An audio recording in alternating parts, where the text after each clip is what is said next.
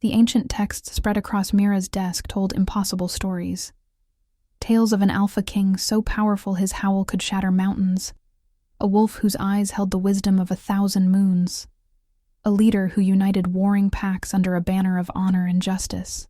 Allaric Stormborn, they called him, the last true king, dead for 3 centuries, according to every historical record Meera had ever studied.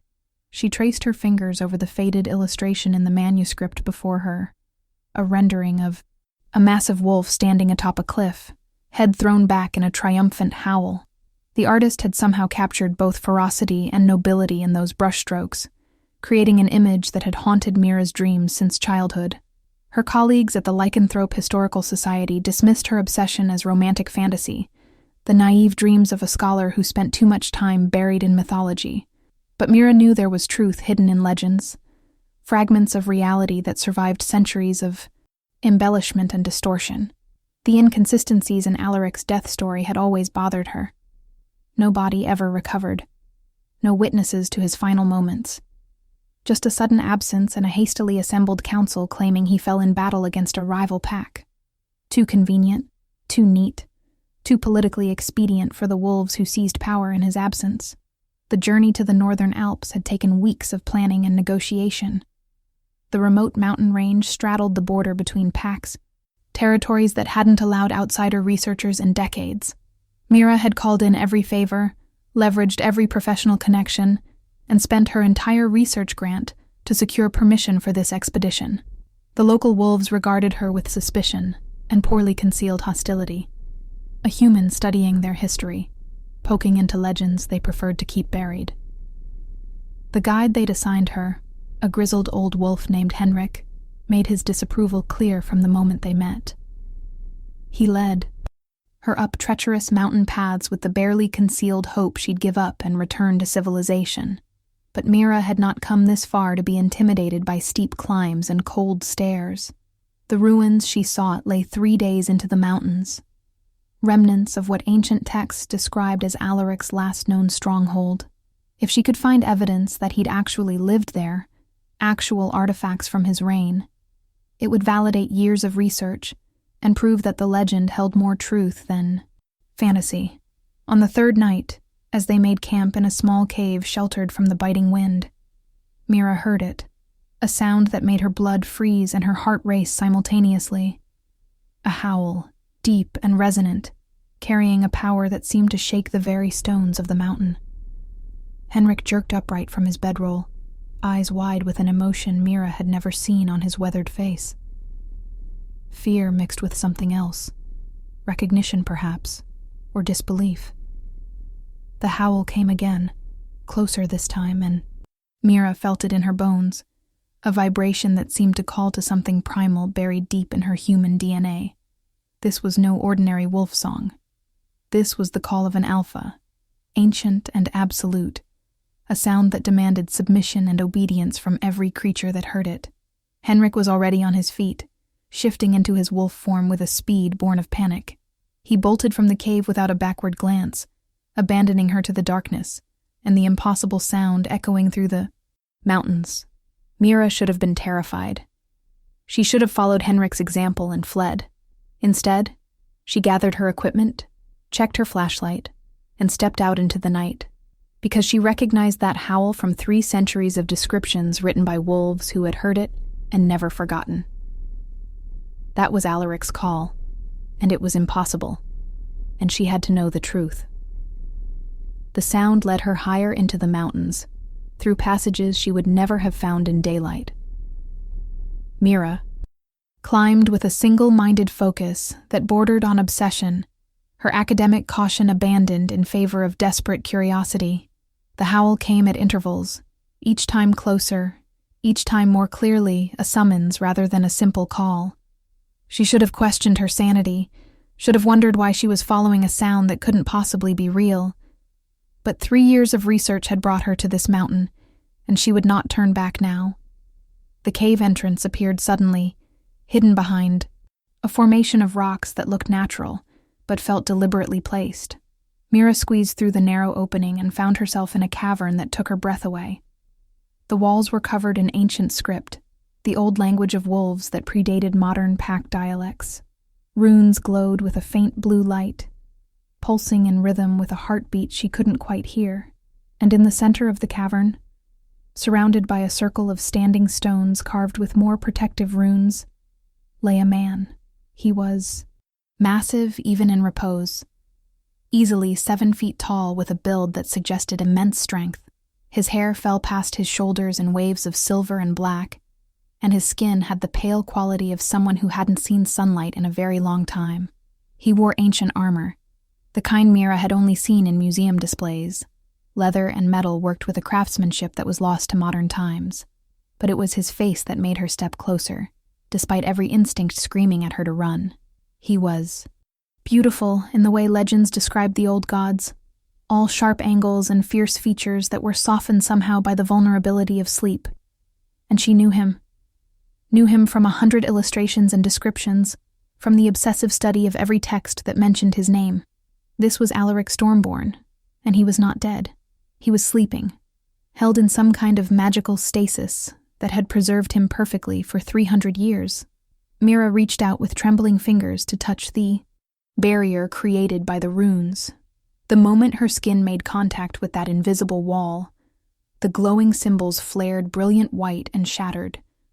Alaric's eyes opened, and Meera found herself staring into irises of molten gold that held the weight of centuries.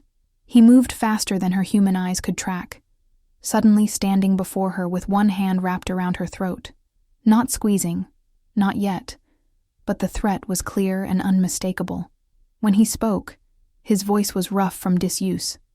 The words formed in an ancient dialect she could barely understand. She caught fragments, though, enough to piece together his confusion and rage. Where am I? How long? Who dares? What have you done?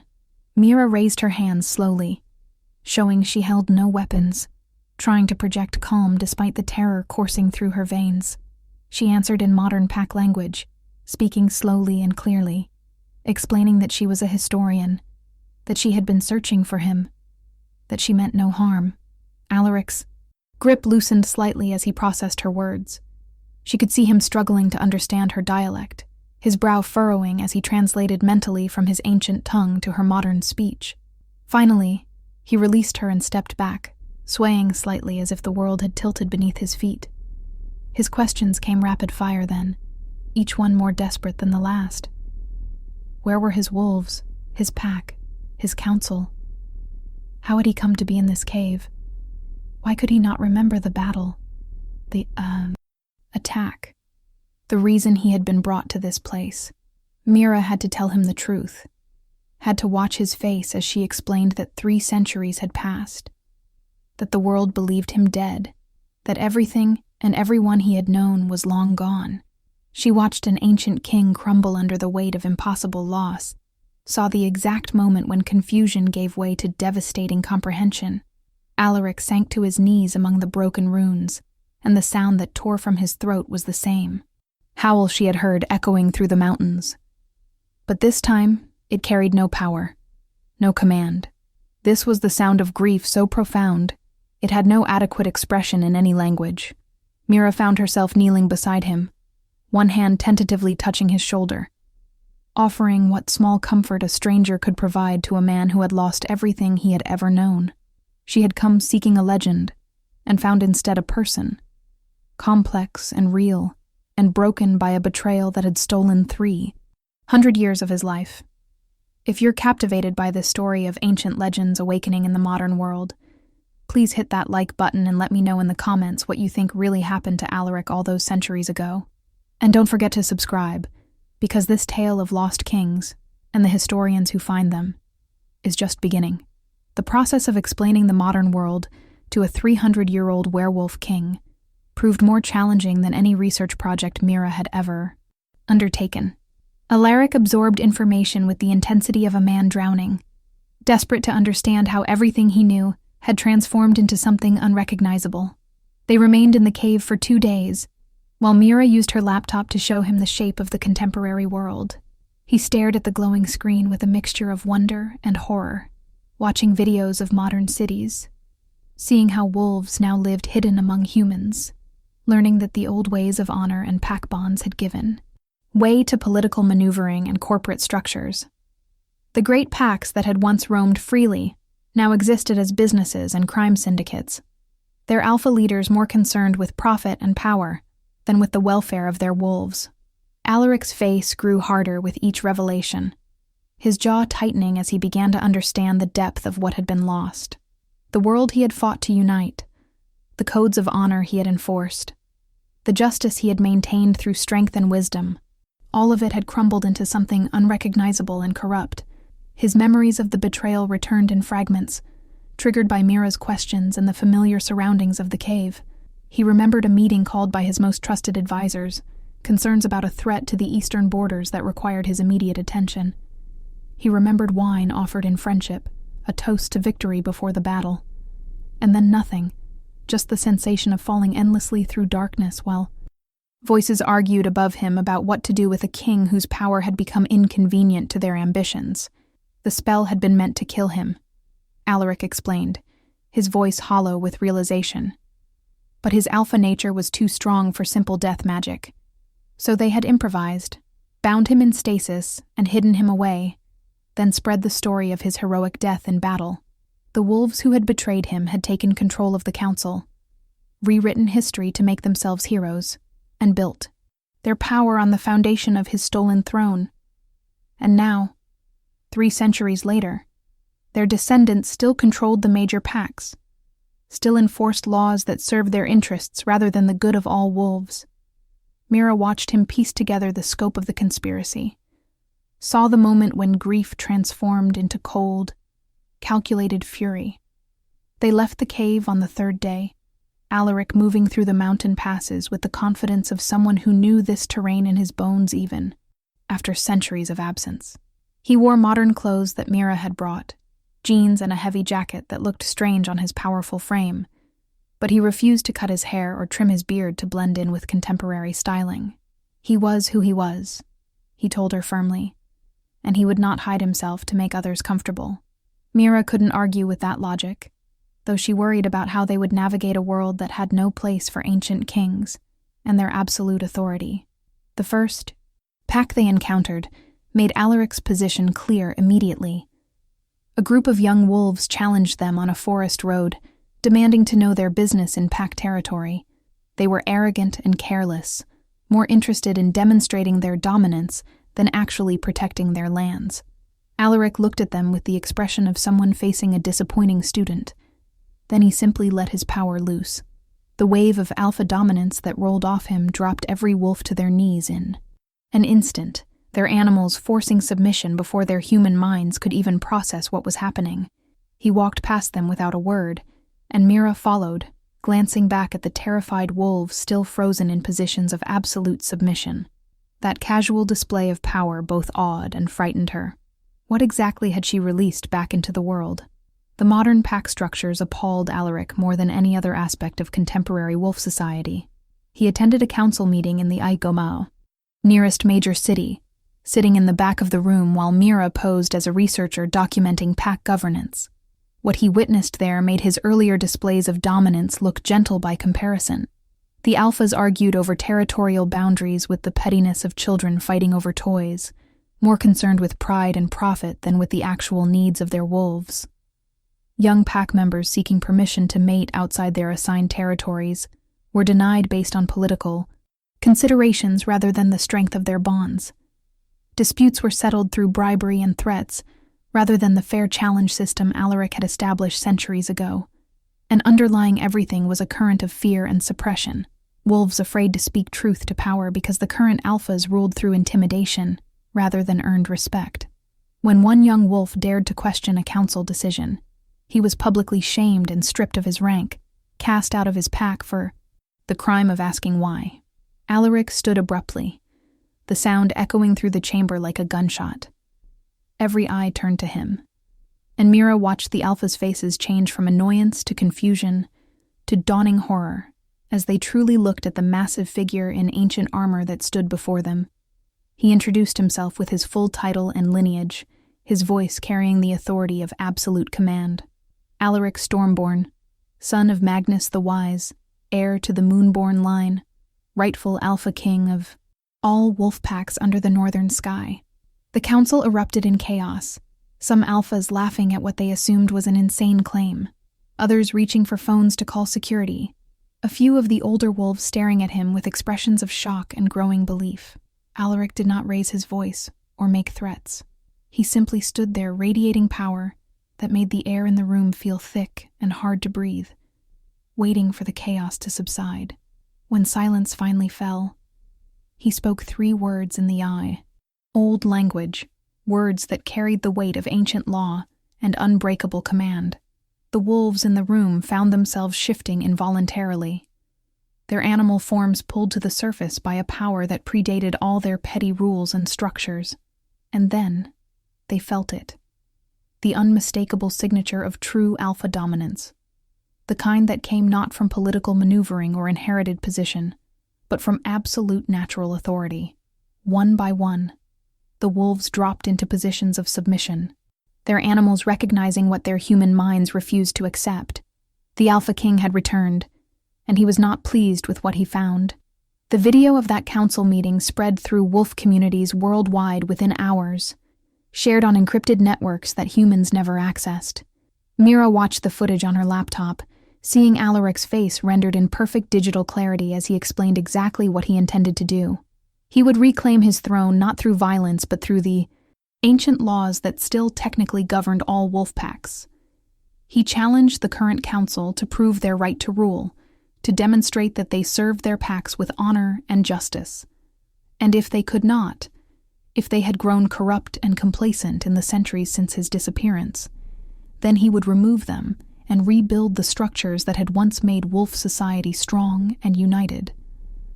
The response was immediate and predictable. Half the alphas declared him an imposter and called for his execution.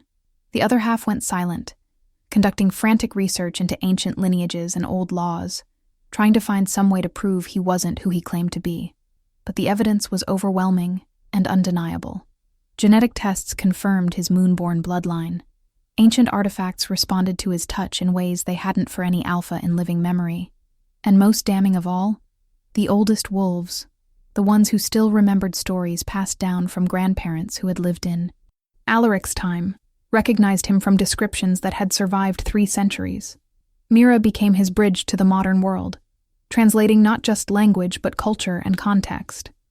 She explained social media and public relations, helped him understand how information spread in an interconnected digital age, taught him to navigate a society where power was often more subtle than the direct dominance he was accustomed to wielding.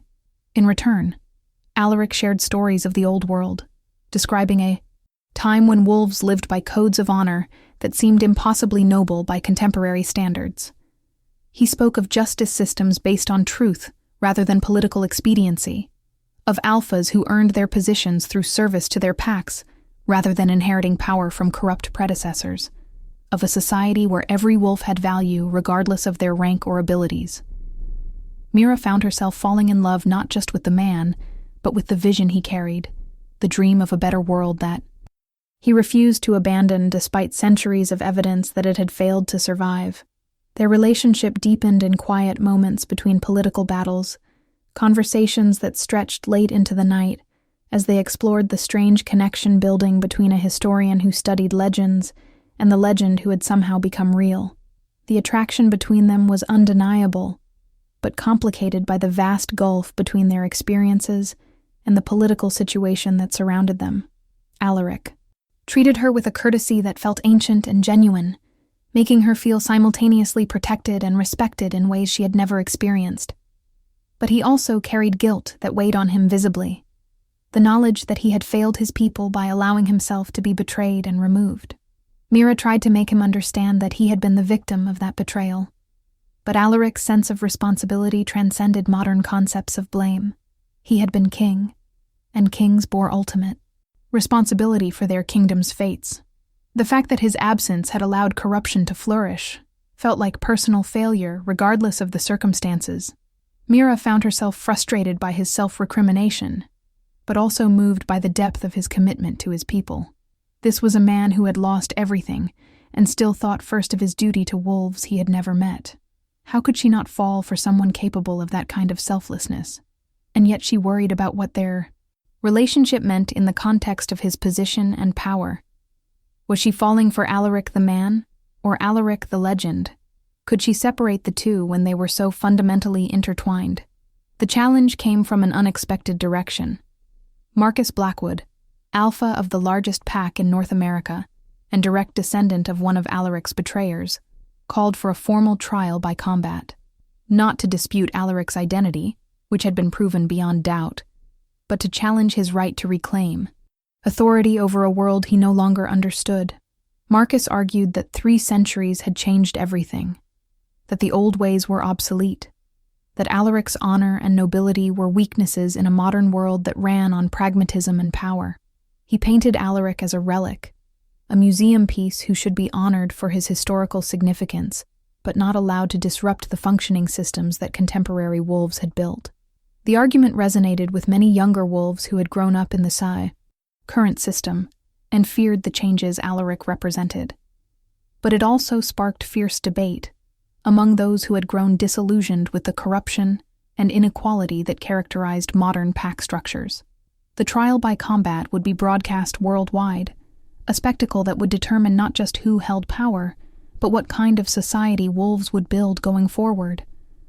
Would they return to honor and justice, or would they embrace the cynical pragmatism that Marcus championed? Allaric accepted the challenge without hesitation, understanding that this was about more than personal dominance. This was a battle for the soul of wolf society, a chance to demonstrate whether the old values still held meaning, or whether they truly had become obsolete in the modern world. Meera watched him prepare with growing anxiety, knowing that for all his power and ancient authority, Allaric had been asleep for 3 centuries, while Marcus had spent his entire life training for battles like this. The combat would follow ancient rules, fought in wolf form, ending only when one combatant submitted or died. No interference, no weapons, just raw power and skill measured against each other until dominance was established beyond question. The location chosen for the combat was neutral territory, an ancient meeting ground in the Canadian wilderness that had hosted similar challenges for 1,000 years. Wolves from every pack traveled to witness the event, understanding that they were watching history unfold. The crowd that gathered included everyone from powerful alphas to the lowest-ranking pack members, all of them invested in the outcome for different reasons. Meera stood among the human allies and mates, her heart pounding as she watched Allaric strip off his shirt and prepare to shift. The fight was brutal and beautiful. 2 massive wolves circling each other with the patience of predators who understood that victory came from strategy as much as strength. Marcus was larger and younger, his movements precise and calculated, the product of modern training methods and contemporary understanding of combat dynamics. But Allaric fought with a fluid grace that came from centuries of experience, his every movement economical and purposeful. He was smaller than Marcus, but somehow seemed more dangerous, his golden eyes tracking every feint and strike with the focus of someone who had fought 1,000 battles before this one. The first exchange drew blood from both wolves. Marcus's claws, raking across Allaric's shoulder while Allaric's teeth found purchase in Marcus's flank. They separated and circled again, both bleeding, both assessing, both looking for the opening that would end this. Meera found she couldn't breathe, couldn't look away. Her hands clenched into fists as she watched the man she loved fight for his right to exist in this world. Around her, the crowd watched in absolute silence, every wolf understanding that they were witnessing something profound, a moment when the past and present collided with world-changing force. Marcus made his mistake in the third exchange, overcommitting to an attack that relied on his size advantage. Allaric saw the opening and moved with shocking speed, using Marcus's momentum against him to flip the larger wolf and pin him to the ground. Teeth closed around Marcus's throat, not quite breaking skin, but making the threat unmistakable. "Submit or die," the position said clearly. For a long moment, Marcus struggled, his pride warring with his survival instinct. Then slowly, reluctantly, He went still in the position of absolute submission. Allaric held him for 3 long heartbeats, making sure every wolf watching understood that this was not a fluke or a lucky strike, but a decisive victory. Then he released Marcus and stepped back, shifting to human form with the casual ease of someone utterly comfortable in both skins. Blood ran down his shoulder from the wounds he had taken, but he stood tall and unflinching, his voice carrying across the silent crowd as he addressed not just Marcus but every wolf present. He spoke of honor and justice, of the responsibility that came with power, of the duty every alpha owed to their pack. He acknowledged that the world had changed, that some adaptation was necessary and right, but he challenged the premise that change required abandoning every principle that made wolves more than simple predators. He offered Marcus and every alpha present a choice: submit to the old laws and work together to build a better society, or face him in individual combat and try to defend the corrupt system they had created, one by one, starting with the oldest alphas and spreading through the ranks. The wolves knelt in submission to their returned king. The reconstruction of wolf society took months of intensive work. Allaric proved as skilled at political maneuvering as he was at physical combat, using a combination of ancient law and modern understanding to dismantle corrupt power structures while building new systems that served all wolves rather than just the elite. He abolished hereditary alpha positions, establishing instead a merit-based system where leadership was earned through demonstrated competence and service to the pack. He created tribunals to hear grievances and disputes, ensuring that every wolf had access to justice regardless of their rank or connections. He reformed mating laws to honor bonds between wolves, rather than political arrangements that benefited families but destroyed individuals. And he established strict codes of conduct for alphas, making it clear that power came with responsibility and that those who abused their positions would be removed without mercy or hesitation. The changes were radical and met resistance from alphas who had grown comfortable in their corrupt positions. But Allaric had the support of the majority of wolves who had suffered under the old system, and he wielded both law and force to crush opposition. Without apology, Meera watched him navigate the complex politics with growing admiration, seeing how he balanced strength with wisdom, how he knew when to compromise and when to stand absolutely firm. Their relationship evolved alongside the political transformation, growing deeper as they worked together to shape a new future for wolf society. Allaric began to trust her judgment on matters of contemporary culture and social dynamics, valuing her perspective as someone who understood the modern world but also believed in the possibility of something better. Meera found herself taking on roles she had never imagined, becoming an advisor and confidant to an ancient king, helping bridge the gap between old values and new realities. The attraction between them had become impossible to ignore or dismiss, a connection that transcended the professional relationship and grew into something profound and transformative. When Allaric finally admitted his feelings, it was without ceremony or grand gesture. They were working late in his temporary headquarters, reviewing proposed changes to pack law, when he simply reached across the table and took her hand. He told her that she was his anchor to this new world, that her courage and intelligence had saved him from becoming lost in grief and rage, that he loved her with a depth that surprised him, because he had not thought himself capable of such feeling after losing everything he had known. Meera felt tears streaming down her face as she confessed that she had been half in love with him for years before she ever met him, that the legend had captured her imagination, but the man had stolen her heart completely. But their relationship faced challenges beyond the normal complications of romance. Allaric was an alpha king, effectively immortal and powerful beyond human comprehension, while Meera was human and fragile by comparison.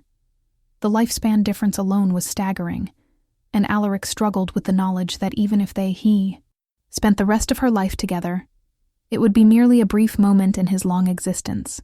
He offered her the bite, the transformation that would make her wolf and extend her lifespan to match his. But Meera hesitated. She had spent her entire life studying wolves from the outside, observing and documenting, but never participating. Becoming one of them would fundamentally change who she was, and she needed to be sure that decision came from genuine desire, rather than just wanting to be with Allaric.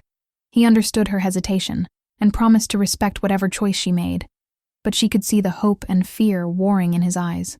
The idea of losing her after just finding her clearly terrified him, but he refused to pressure her into a transformation that should be freely chosen. That patience, that willingness to let her make her own choice even when it hurt him, only made Meera love him more. She took time to truly consider what becoming wolf would mean, talking to wolves who had been turned as adults, exploring the implications for her work and her identity. The decision came during a crisis that threatened to undo all of Allaric's reforms. A coalition of displaced alphas attempted a coup, attacking during a major gathering and targeting Allaric specifically. The battle was chaos, wolves fighting wolves in a brutal conflict that split families and packs. Meera found herself in the thick of it, separated from Allaric by the press of bodies and violence.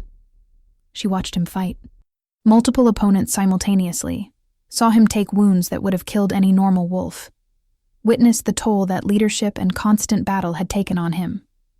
And she realized that she wanted to fight beside him, not just support him from the safety of the sidelines. When the coup was finally crushed and order restored, Meera asked Allaric for the bite, not because she feared death or wanted immortality, but because she had found her place in this world and wanted the strength to defend it. She wanted to be his partner in truth, capable of standing beside him in both political chambers and on battlefields. Allaric made her wait a week, making sure she had time to reconsider without the adrenaline and emotion of combat influencing her choice. But when the week passed and she still wanted the transformation, he gave her the bite with a reverence that made it feel sacred, rather than simply supernatural. The transformation was agony and ecstasy combined, her human body rewriting itself at a cellular level to accommodate the wolf that was being born inside her. Allaric stayed with her through every moment of the 3-day process, holding her when the pain became unbearable, offering his strength when hers faltered, whispering encouragement in the ancient language that her new wolf instincts somehow understood. When she finally shifted for the first time, Meera found herself in a body that felt simultaneously foreign and perfectly right. Her wolf was smaller than most, russet-colored with gold eyes that mirrored Allaric's, and she moved with a grace that surprised her. Allaric shifted to run with her, teaching her to use her new senses and abilities, showing her the joy of absolute freedom that came from running through forests on 4 legs. When they returned to their human forms, Meera felt fundamentally changed, but still herself, enhanced rather than replaced by the wolf that now lived inside her. And when Allaric looked at her with a mixture of pride and love and relief, she knew she had made the right choice. They were partners now in every sense, equal in ways that transcended rank or power, bonded by choice and love and shared purpose. The coronation took place exactly 1 year after Allaric's awakening, a ceremony that blended ancient tradition with modern sensibilities. Representatives from every pack attended, along with human allies who had helped during the reconstruction. Allaric stood before the gathered assembly, wearing ancient armor that had been restored and modified, looking every inch the king that legends described. But when he took his oaths, he swore not just to rule but to serve, not just to command but to listen, not just to enforce justice but to ensure mercy. And when he called Meera forward and named her his queen and partner, the wolves howled their approval in a sound that echoed across mountains and stirred something primal in every creature that heard it. Meera wore a crown that had been specially made, a circle of silver and moonstone that marked her position without trying to claim she was something she wasn't. She was a turned wolf, young in her powers, but she had earned respect through her actions and her unwavering support of reforms that served all wolves. When she gave her own oath, promising to use her knowledge and experience to bridge the gap between old and new, to ensure that the lessons of history were remembered and applied to contemporary challenges, the response was equally enthusiastic.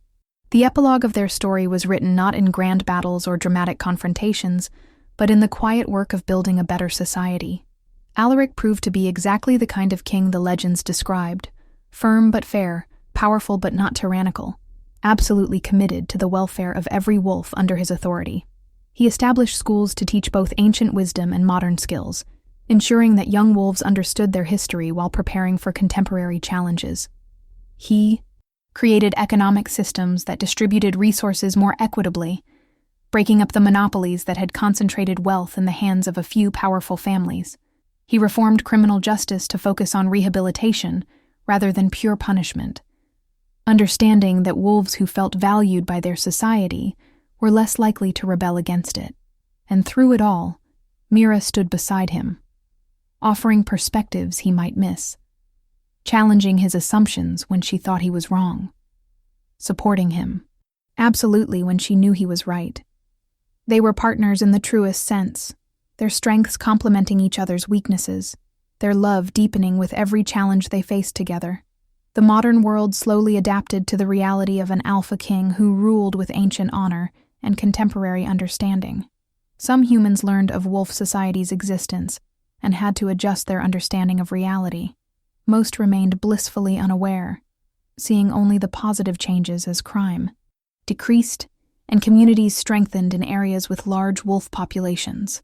Allaric proved remarkably adept at navigating human politics when necessary, using his centuries of experience to negotiate treaties and agreements that protected wolves while respecting human sovereignty.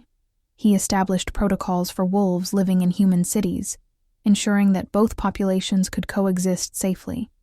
And he created councils composed of both wolves and trusted humans, recognizing that isolation had contributed to many of the problems that had developed during his absence.